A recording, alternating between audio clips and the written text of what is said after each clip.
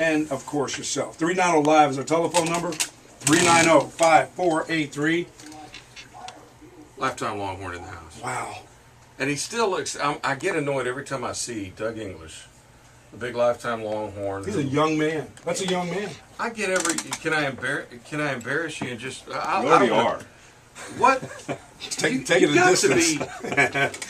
Stop. You got to be north of 50 now. I mean, right? You're 50. I'm well north. Yeah. Okay. I'm 57. What is? I mean, the women swoon when this guy walks in. He looks fit enough to. Do you work out every hour or every day? First of all, you know what I do? I work at my ranch, and I'm on my feet, and I work with my hands all day, and I like that. I sleep well. And Doug, was there a time where you were heavy? Were you ever heavy? You know, Bucky, I gained a little weight when I first got out, and I discovered one thing.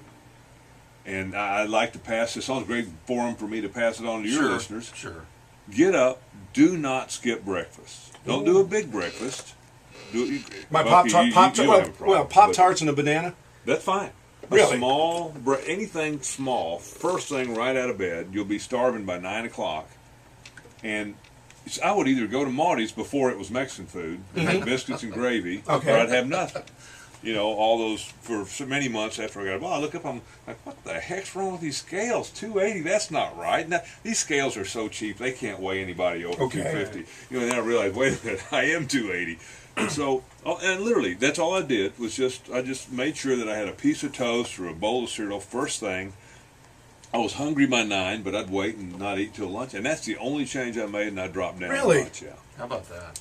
So eat more. You got to eat right out of the shoes. Well, no, there's another part. What that's a piece of the whole, and the whole part is change the way you think about food. We were raised, and tell me if this is the case with everybody in the room, and every listener. When you're from the minute you're raised, oh, you must be hungry here. Oh, you're hungry here. We don't want you to be hungry here. Have some of this. Clean your plate. You know, and so we're conditioned like lab rats growing up by well-meaning parents and grandmas and everybody else, dietitians, coaches, parents, teachers. You know, if you're hungry, that's bad. Have something to eat. Well, that's wrong. There's no real hunger in this country. I mean, we are so blessed.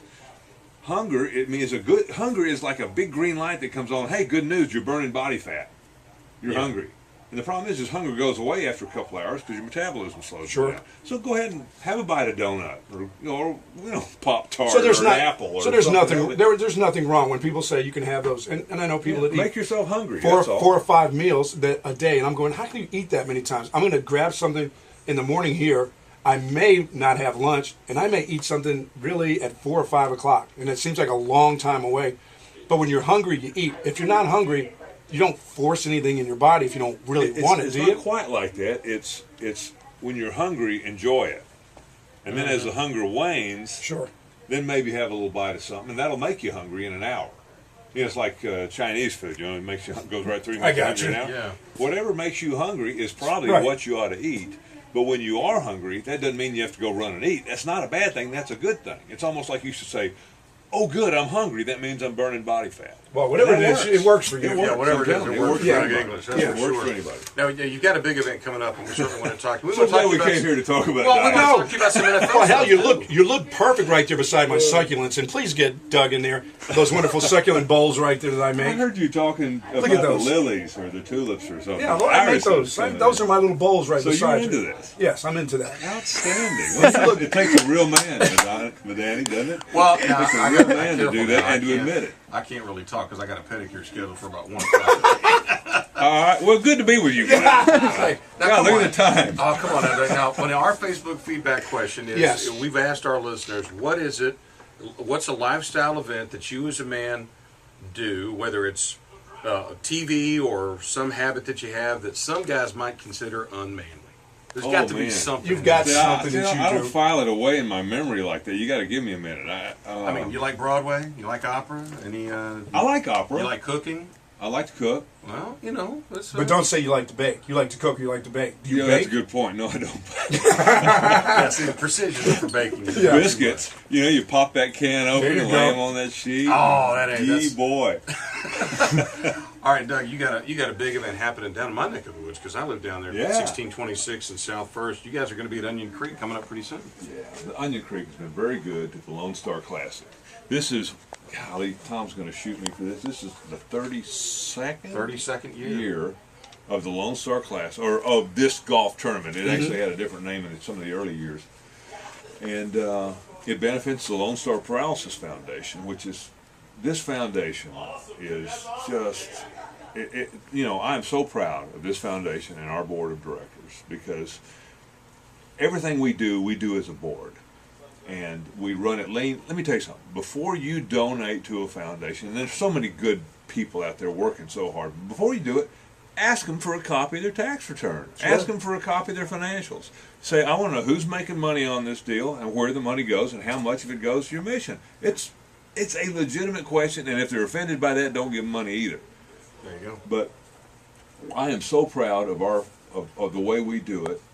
And how much of our money, the money that's been entrusted to us, goes to our mission, which is to cure paralysis from spinal cord injury through our three R's: research, recovery, and recreation. Now the recreation is kind of an add-on, I have to admit, Sure. because it's really a feel-good thing, and because people throw money at us, so Mike Haynes, our executive director, can organize wheelchair, or what we call adaptive sports programs: kayaking, scuba diving, basketball, tennis. I mean, it's just wonderful. And so, there's a need, and there seems to be a real outpouring of feeling, i.e., read money, to support that. And so this is something we do, and everybody really enjoys that, in the process of getting better. There's really rehabilitation changed in the last 15 to 20 years for Oh, my goodness. spinal cords. And are we I don't want to say, are we getting close? Because that's one of those, okay, throw it out there. Are we getting Say it. close? Are we getting Yeah. Are we getting close? Yeah. We Yeah. really are. Let me tell you what's going on, Bucky. First of all, before the Lonestar Paralysis Foundation and our partnership with University Medical Center Brackenridge, back in the day it was just known as Brackenridge, you would get, if somebody got hurt, spinal cord injured, go to the nearest trauma hospital, get stabilized, then they'd send them off. You'd have to go somewhere not here, Right. usually, for acute rehabilitation, inpatient rehabilitation. Basically teach you how to live in a wheelchair, how to transfer yourself and bathe yourself and whatever you need to do. And then after that, after 6 weeks of that, say, well, good luck to you. Come That's back it. and see us, and we want to see how you're doing, but this is it for you. And Brackenridge and Lonestar Paralysis Foundation got together and said, there's got to be a third piece to this, and it's the recovery piece. And so we have purchased hundreds of thousands of dollars worth of equipment, high-tech stuff, that when used helps people recover.